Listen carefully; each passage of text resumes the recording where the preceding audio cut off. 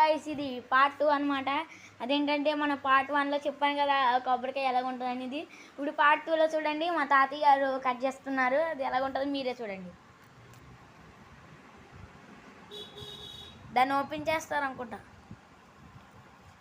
గట్టిగా ఉందా?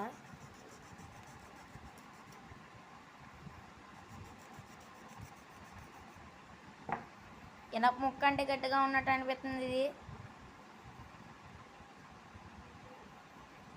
మీకు వినిపించదని ఇప్పుడు డోరేమాన్ చూస్తా దాన్ని అది మామూలుగా కట్ చేశాను సౌండ్ రాకుండా.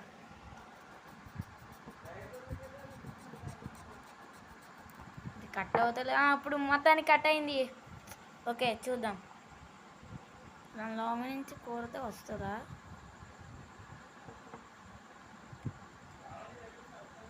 వచ్చేసింది. ఇదిగోండి మన కొబ్బరి పువ్వు. చూడడానికి కాయలా ఉంది కదా, ఇది కాయ కాదు పువ్వు అనమాట. సరే అయితే మన ఛానల్ అందరూ లైక్ అండ్ సబ్స్క్రైబ్ చేసుకోండి. వెళ్ళొస్తాను మరి.